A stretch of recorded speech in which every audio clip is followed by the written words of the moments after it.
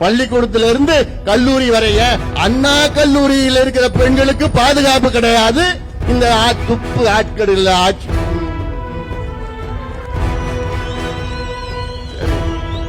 Control வருது. நிறைய மாநிலங்கள்ல சாதிவாரி கணக்கெடுப்பு நடத்திட்டு இருக்கிறாங்க, நடத்தி முடிச்சிட்டாங்க.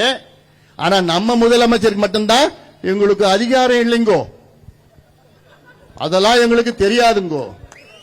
ஏன்னா நாங்க தமிழ்நாடு இந்தியாவில் இல்லைங்கோ, ஜப்பான்ல இருக்குங்கோ. அப்படியா? ஏயா சின்ன புள்ள பள்ளிக்கூடம் படிக்கிற பிள்ளை கூட தெரியுயா, தெலுங்கானாவில் சாதிவாரி கணக்கெடுப்பு நடத்தினாங்கன்னா தமிழ்நாட்டுக்கும் அதே சட்டம் பொருந்தும், தமிழ்நாட்டும் சாதிவாரி கணக்கெடுப்பு நடத்தி முடிச்சிடலாம். அது ஒரு பெரிய மேட்டர் கிடையாது. இது கூட தெரியாதா முதலமைச்சருக்கு? ஏன் முதலமைச்சர் சுத்தி இருக்கிறவங்க அந்த 4-5 வியாபாரிகள் இருக்கிறாங்களே, நான் அவங்க அமைச்சர்கள் பேச மாட்டேன், வியாபாரிகள் வியாபாரம் தான் பண்ணிட்டு இருக்காங்க, நிர்வாகம் எல்லாம் பண்ணல. நீங்க ஒழுங்கா நிர்வாகம் பண்ணிருந்தீங்கன்னா நீங்க உங்களுடன் ஸ்டாலின் முகாம்ல நடத்த தேவையில்லையே, உங்க வேலையை நீங்க செஞ்சிருக்கணும். இல்ல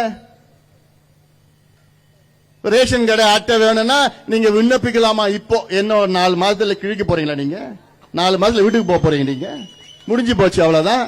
பள்ளிக்கூடத்துல இருந்து கல்லூரி வரைய அண்ணா கல்லூரியில் இருக்கிற பெண்களுக்கு பாதுகாப்பு கிடையாது.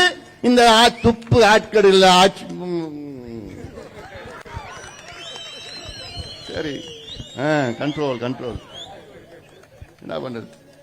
வருது, நிறைய கோபம் வருது. அப்புறம் இதுவும் நம்ம பிள்ளைங்க போட்டு விட்டுடுவான். போட்டாங்களா? அதான். அதனால தமிழக மக்கள் புரிஞ்சுக்குங்க, தயவு செய்து புரிஞ்சுக்குங்க. உங்க காலை தொட்டு நான் கும்பிடுறேன், நான் காலை தொட்டு நான் கேட்கறேன், தயவு செய்து நீங்க புரிஞ்சுக்குங்க. எது ஆட்சி, யாரு வேணும் யாரு வேண்டாம், அது முதல்ல புரிஞ்சுக்குங்க. பிளே ஸ்டோர் மற்றும் ஆப் ஸ்டோரில் இருந்து பாலிமர் செயலியை QR கோடு மூலம் பதிவிறக்கம் செய்யுங்கள்.